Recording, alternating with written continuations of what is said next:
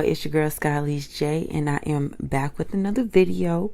So today's video is going to be just another chit chat video. I'm not getting on camera for this video because I just wanted to come on here and talk to y'all because I feel like this is a very important topic that needs to be talked about. And today's topic is basically just going to be, why do us women feel like we need to lead with sex? Everything that we do nowadays as women, I feel like, is led with sexual intentions to it, sexual innuendos, like everything is just so sexual, from the way that we dress, from the way that we talk on social media, from how we interact with men. Like everything is just over sexualized, and I really feel like we need to get into that today. If you are new to my channel, welcome. My name is Skylish. My channel is all about leveling up and getting your mind right, being the best version of ourselves, and more importantly, developing our relationship, our personal relationship with God. That's what we are doing over here. If you are a returning subscriber, welcome back to my channel. Love to have you here. So without further ado, let's get into today's video. In today's times, sex has thoroughly been confused with female empowerment, okay? The women's empowerment started with women's suffrage, which is the right of women to vote in elections. This began in the mid-19th century. Aside from work being done by women for broad-based economic and political equality, for social reforms, women sought to change voting laws to allow them to vote. Women's suffrage and women's empowerment and feminism, all of that stuff, it all started with the want and the desire for women at the time to vote. They felt like they were citizens in this country as well, and just because they don't really work and because they're homemakers don't mean that they don't deserve the right to have a say-so in decisions in the country, because we all have rights too. We're still humans. So that was the beginning of it. Then it turned into women wanting to go to work. Okay, so there was an increase of women in the labor force, and it gained momentum in the late 19th century. So in the late 1800s, that's when women was like, they started catching on or whatever, but it really did not go into effect until about like the 1950s, when women really started going to work. But in the early 1900s, women married early on. They got married real young. It was like from the time they was 12, it was already established who they was about to be with, and they better have them kids and go sit down somewhere, all right? But at this point, women were getting tired of that. They wanted their own source of identity. They wanted to get out and do something. They wanted more for themselves. So they did not want to be defined by their marriages. At this time, when they were more so homemakers, if a woman was at work, it was really a necessity. Like if her husband had died at war, or, like if she just was unmarried, like it was a necessity for her to work, for women to work at this time. Going along with the women's empowerment movement and the women's suffrage movement, when they got the right to vote, they also wanted more rights, like the right to go to school, get an education, and work jobs. So at first they were working like normal jobs that had something to do with what they were doing at home, because a lot of them did not have education. So they were being like housekeepers and working in textile factories. But essentially this era gave birth to the independent woman. Okay, she got her own house, she got her own car, woman. Okay, so women wanted to get in the workforce. So by the 70s, they wanted more for themselves. So they started going to college, getting real jobs. They wasn't just doing them little hand-me-down sweatshop jobs, like, working in somebody's kitchen jobs. They was like, oh no, baby, we about to be up in the office shuffling papers. Okay, we about to be doing something important. Okay, so with that being said, then it led to women working.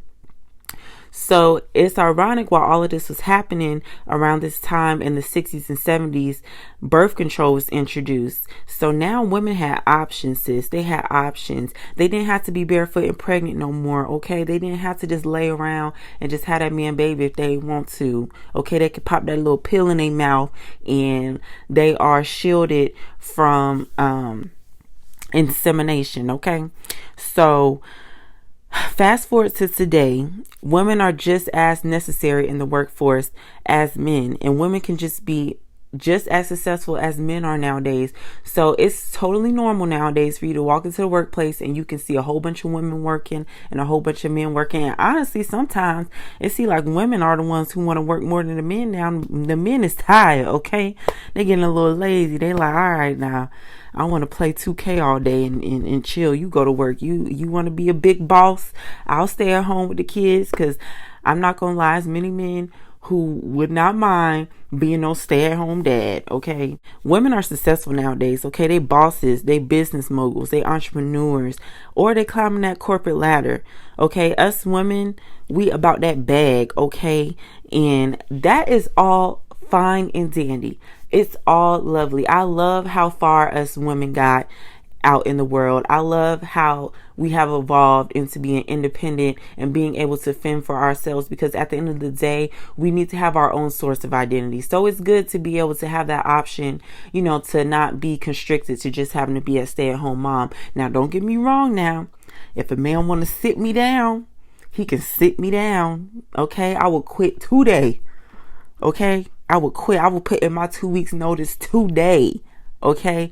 But listen, you know, all that is lovely. Don't get me wrong, but somehow this movement got lost in translation.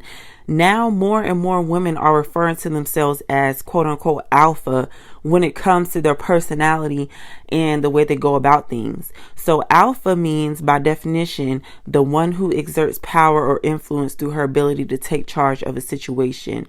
Or in layman's terms, a person who has dominant behaviors. Don't get me wrong, both men and women have alpha and beta qualities.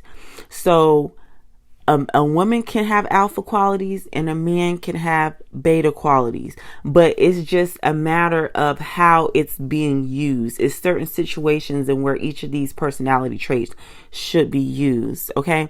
So I feel it's important for us women to use discernment on when and how we should utilize these personality traits. In the Bible, as it is written, it says in Ephesians chapter 5, verse 23, "For a husband is the head of his wife as Christ is the head of the church. He is the savior of his body, the church." So literally that's telling us that, yes, we can be dominant in certain areas, but at the end of the day, our man, our husband, is the head of his wife. He is the ultimate alpha. He is ultimately in control over the household, you know, because women are in control of the household. Don't get me wrong, but it's in another way. They're in control of the logistics of how the household is ran, of how the household is organized. But a man is in charge of the household and leading and guiding the women in the outside world. Okay. So, you know, we all have to learn how to use our alpha and beta traits in the way it's supposed to be used. And I really feel like nowadays with this boss babe movement or whatever, women are like confusing being an alpha with belittling men and trying to be the man and trying to have control over the things that they shouldn't even be laying their hands on and be in control over in relationships. All right. So, but that's a whole discussion for another day. What my main focus is today is I feel like all that we've been through as women, this women empowerment, our right to have choices, our right to choose, all of that stuff, I feel like it's getting confused with being over sexualized. Like, you literally will get your head chopped off if you try to tell women to dress more modestly or to not, you know, be in Walmart with their nipples poking out the shirt. Like, somebody want to see all that. You know what I'm saying? So they literally be like, oh, you can't tell me what to wear. You can't tell me what to wear, yada, yada, yada. But I feel like, yes, we should be able to tell each other what to wear, because we have to have some respect for ourselves. We shouldn't be going out in public wearing see-through clothes with no undergarments underneath. Like, it's just getting ridiculous at this point. So anyways, we've already established that women are bosses and are about that bag, and I respect that, and I totally agree with that. However, we aren't so much about respect when it comes to sexual exploitation and how we administer it on ourselves. We can be free and be strong and be powerful without having to sexually exploit ourselves. There are other forms and ways to give what needs to be gave, okay? So on social media, let's get into social media first, okay? It's just shocking how we are so comfortable with exposing our bare body parts and being basically naked so freely on the internet. It used to be a time where you had to go on an explicit website or a web page in order to see naked women with nice bodies or sexual innuendos. Nowadays, you can just, scroll a few photos down your timeline and you see somebody's daughter busting it wide open for the gram. Like, come on now. It's astonishing how the same people we all went to school with and saw as the innocent, quiet little girl who used to walk around school, used to sit in the back of the class, ain't really had no friends. Now she on the internet twerking, taking photos in her underwear. Like, it's just crazy how normalized it is. It's no reason why I should be getting on the internet and I'm seeing females on there twerking. They got on thongs, they bending over, they got, see-through shirts and tops on, and they bra and panties. Like, what are you doing? Like, we have to get it together. Like, this is not okay. This should not be normalized. I just wish that we would just go back to being discreet and doing things in private. If that's what you like to do, sis, if you like to take risque pictures, if that's what you want to do it in private. Like, why does the whole timeline, why does the whole internet have to see it? Like, do your family members not follow you on social media? Like, that part just baffles me. Like, is your mama, is your grandmama, is your daddy seeing these pictures that you're posting, or do you got them blocked because you want to be nasty on the internet and you want attention from men? Like, literally, social media has made everything so public and invasive and normalized. It's not even out of the ordinary to see someone's buns and breasts on the internet. It's like a Popeyes commercial every time I log in. Just buns, breasts, and biscuits. Like, let's not get started on how people are talking about through memes what their sexual desires are, when they have a sexual need, when that need needs to be fulfilled. Like, oh, last night my man blew my back out. Or they be like, I just need somebody so-and-so. I just need some such and such right now. Like, it's just crazy to me. It's honestly crazy to me. I honestly think it begins with the media and how the celebrities that push this agenda, they get literally shoved down our throats. Back in the day, you used to literally have the ability to feel starstruck. When you would see celebrities, it was because the only access you had to them was if you won tickets to go backstage to their concert, or if by chance you bumped into them at the airport, at the mall or something.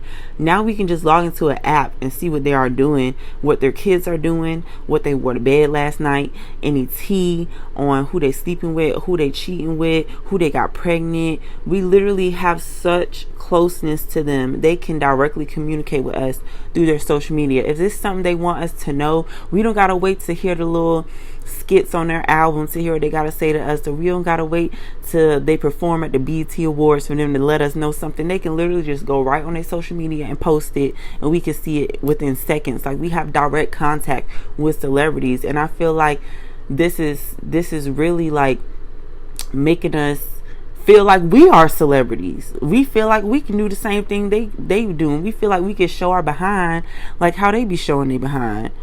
Like, we literally have too much access to their lives. Like, let's be real. It's just crazy how, like, they are literally in the forefront of social media, and like they are literally pushing this sexual agenda.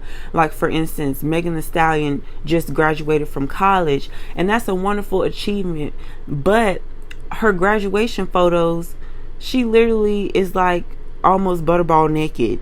Like, seriously, like, okay, sis, we get it, but have some classiness about yourself. Have some respect for yourself. Like, and it's like everybody was reposting it on their story, and like, yeah, she looks good or whatever, but at the same time, like, graduating from college, that's something that's prestigious. That's something that not a lot of people do, and that's something that shouldn't be disrespected by posing in your pictures half naked. Like, let's be real.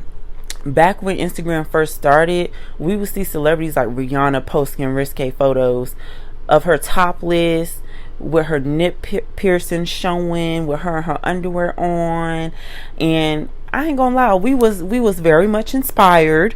You know, like a lot of people went and got their nips pierced because of Rihanna. Let's not forget about that infamous tattoo that she got on her sternum, which, if you don't know what a sternum is, it's the area under your chest, above your stomach. You know, that tattoo that she got right there. How many females you know went and got that same exact tattoo because of Rihanna? Like, Rihanna was the leader of being explicit, even down to the way we dress now. Everything is just over sexualized. Like, we wear see-through outfits with no proper undergarments.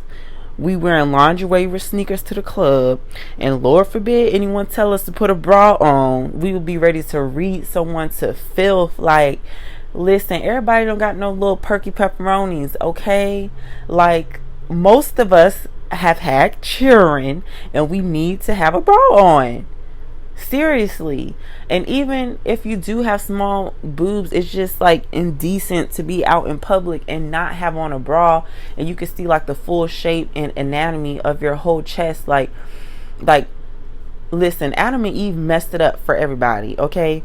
We didn't even notice we was naked until they ate from the tree of knowledge. When they ate from the tree of knowledge and we started realizing we was naked, that's when it became a requirement that we need to put some clothes on.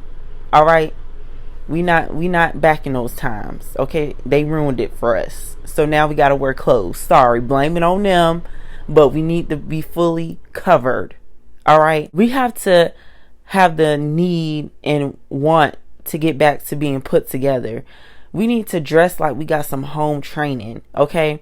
Like, dressing like you don't got no home training, it doesn't make you look sexy. It makes you look thirsty, and it makes you look desperate, like you're asking for attention. Okay? Before we decide to put something on, we should really ask ourselves, if I was going to lunch with Jesus, would he be pleased with what I was wearing? Like, if I was about to see Jesus wherever I'm about to go, would he tell me he liked what I got on? Like, seriously, before y'all put something on, I need y'all to think about that for real.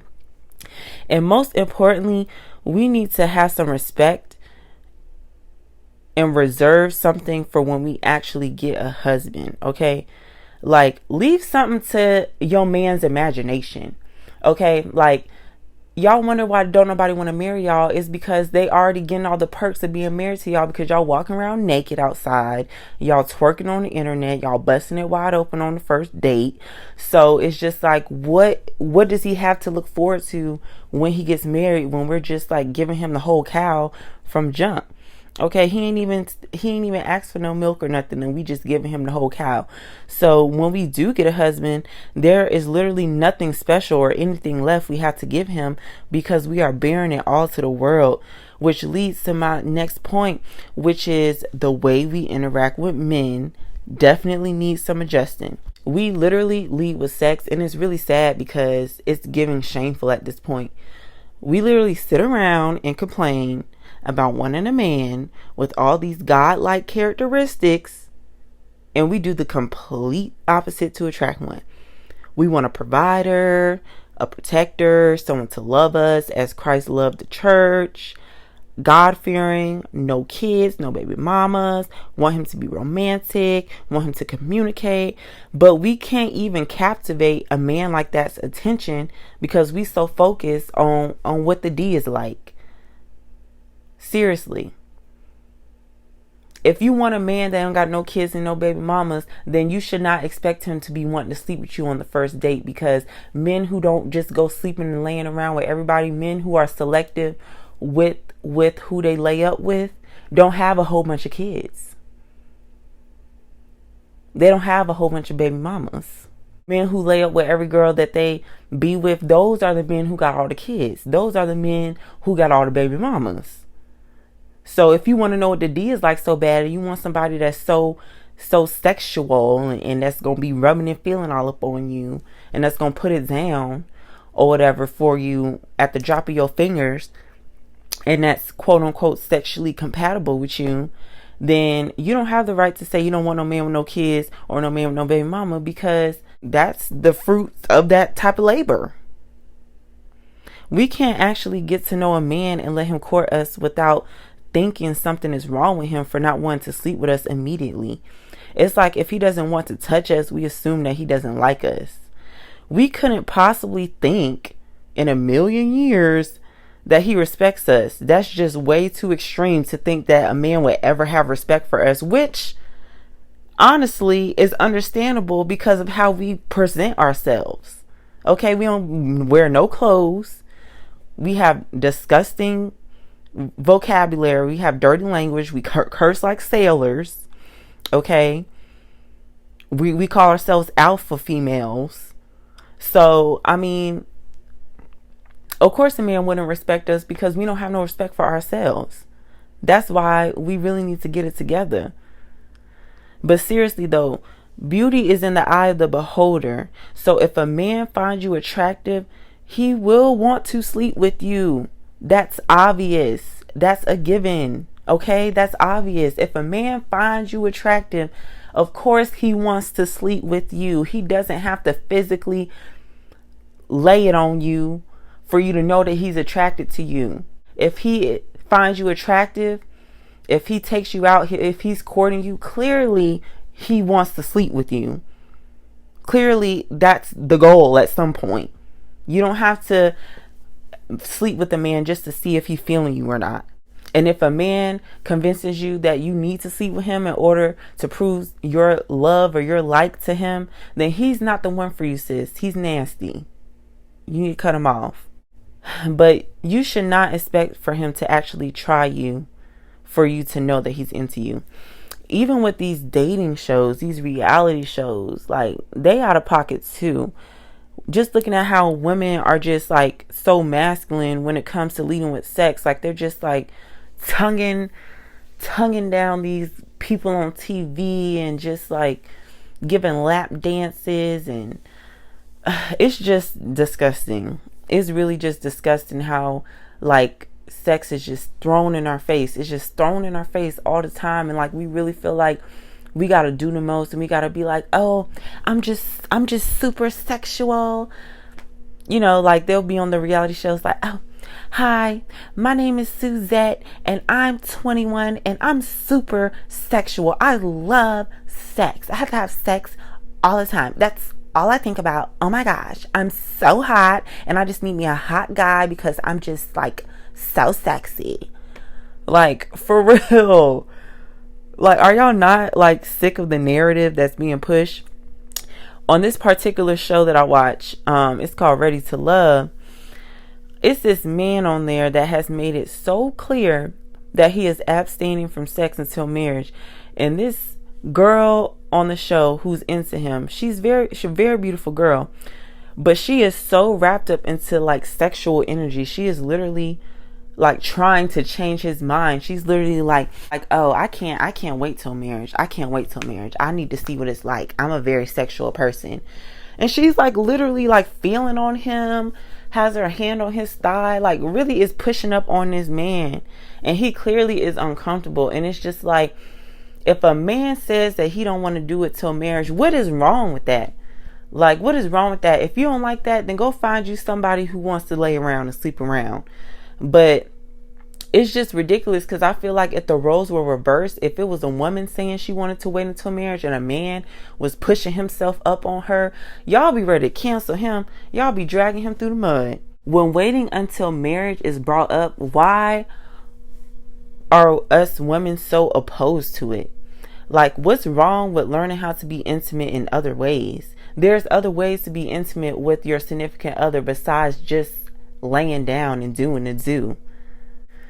I'm telling you, it's nothing in these streets that you are missing out on, okay? Like, literally, when you meet the person that's for you and y'all get married and y'all do the do, that's going to be the best experience you ever had in your life, because that person is for you and you're going to feel connected to them. It's going to be much better than all these other people that you wasting your time with and you wasting your body count on. And you putting your health at risk and you risking getting pregnant with. Okay? Why can't us women know and understand that sex is not a talent? Sex is not a talent. It's not something that you get a trophy for. It's not a special skill. It's not something that you get an award for. It's not something you get a certificate for. It's not something that, you get an Academy Award and a Nobel Peace Prize for. Okay? Anybody can do it. Animals can do it. Animals can't even think for themselves, and they can do it. You can see 2 dogs doing it. Okay? Animals literally have no conscience to think for themselves like humans do. They have no free will like humans do, and they can still have sex. Sex is not a talent. Okay? So stop thinking that you have to figure out and see what the D is like and see how talented somebody is and see if they can work it. Okay? That's not a special talent. Anybody can learn how to do it over time. Sexual chemistry can actually be built through 2 people who actually love and actually care. And that's when you can build that sexual chemistry, once you find that person and once y'all make that commitment to each other. But otherwise, it's none of your business what they D is like. And it doesn't matter if it's good or not, because it's not a talent, and it's not like some people have it and some people don't. If you're not compatible with that person, then chances are that y'all don't need to be doing it, because y'all not compatible like that in other ways. Because if you are compatible in other ways, that will come with time. That can be learned. Y'all can learn each other. So us women really need to stop thinking about we're missing out on something, like we're wasting our time if we date a guy and don't do it with him, and we get married and then we get married and it's trash. It might be trash. It might be trash. But if you keep doing it over and over and over again and getting to know each other, it's not going to be trash no more. Like, it's not that important. It's not that important for you to know that right then, right there. You don't need to know what the D is like to determine whether or not you meant to be with somebody. God wants and he knows what's best for us. He don't need your help. And that's on period. We got to wake up, wipe the crust out our eyes, because we are blinded by the world. The enemy is literally the ruler of this earthly world, and he is at our necks, okay? He has us wrapped around his finger. He doesn't want us to get what God has promised us. He doesn't want us to see ourselves as queens. He doesn't like when we have respect for ourselves and we have standards. He wants us to be a hot mess. And truthfully, he is getting what he wants. We have to pick a side. We have to decide today that we are going to do things the way God created us to do them. We need to go to him and ask him to forgive us for whatever we have done that is not pleasing to him, and ask him to restore the innocence in us. Ask him to give us our dignity back. Ask him to clear the smoke so we can see clearly what our true reflection in the mirror is through him. We are divinely made, and we are more than just sexual objects. We fight hard against being sexualized, but yet we do most of the damage ourselves. The things we do for attention, the devil has twisted into us liberating ourselves, when in reality, all the liberating, empowering, and freedom we need is through Jesus. All that we are longing for, we can get it if we are obedient to God. All the love, all the attention, all the affection, all the sex that we need, we will get if we are obedient to God and wait on him to send us our spouse. I am not perfect in any way, I'm not the Virgin Mary, even though I do tell people that. I do tell people, that I don't have no baby daddy, but, I'm no virgin. But from here going forward, I make the decision to not keep making the same mistakes. That's why I have one child and I have one baby daddy right now, because there is no ring on my finger, and I refuse to have another child out of wedlock, because I saw the damage that did to me. I saw the damage that did to my spirit. I saw the damage that it can do to my child's spirit, and I don't want to put no more children through that. I don't want to put my child through that no more. I have the right, and I say this in literally all my videos, I have the right to want better for myself. It don't matter what I did before. I'm choosing today that I no longer want to be that person. I'm choosing today that I don't want to dress like somebody that works on a corner. I'm choosing today that I'm going to respect myself and not post sexually explicit pictures of myself online. I choose today that I'm not going to post memes about sex online and how I need this done and how I need this did to me. I choose today that I'm no longer gonna give myself to men who are not worthy, who have not made a commitment to me and ask me for their hand in marriage. I made that decision that I'm not doing that no more, because it has gotten me literally nowhere. I have no ring on my finger. I have no ring on my finger, yet I'm putting myself through all this drama. Obviously, having sex and seeing what the D is like, it hasn't gotten me married. So if I'm doing it and I'm still not married, I might as well not do it and wait till I get married. What difference does it make? I choose to pursue what is God's best. I want what God has for me, because he has the best for me. Whatever he got for me, I want it. So whatever I got to do to get it, I'm going to do it. And I want us all to have that same mentality. I want us all to think that same way. Stop settling for the things of this world. The things of this world do not last. When you do things his way and you have his foundation under your house will never come crashing down. Your house will never come sinking down when you have his foundation. Stop building your house on sand. Stop doing that to yourself. You are making it harder for yourself. That's what the enemy has you doing. The enemy has you building your house on sand, and that's why it keeps sinking and you got to keep starting over. But when you build your house with God's principles and you listen to what God wants for us and wants the best for us, then we're going to have the best. You wouldn't have to see what the D is like, because you already know it's going to be the best. Because listen, not saying, y'all know what I'm trying to say.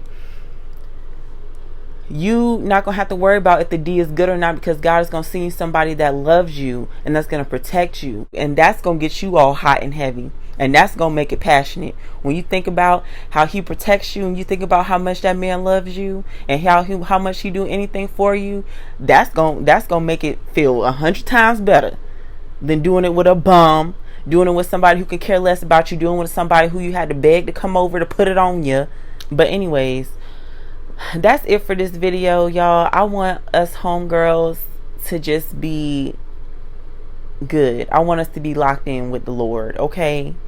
Like, we got to get locked in with the Lord. If you tired of living your life the way you living it, if you have came to the realization that you're not going to get nowhere until you seek him, then do it. Start building your relationship with him today. Like, I promise you, it's fun. It's fun. You start discovering all types of stuff you never knew about yourself.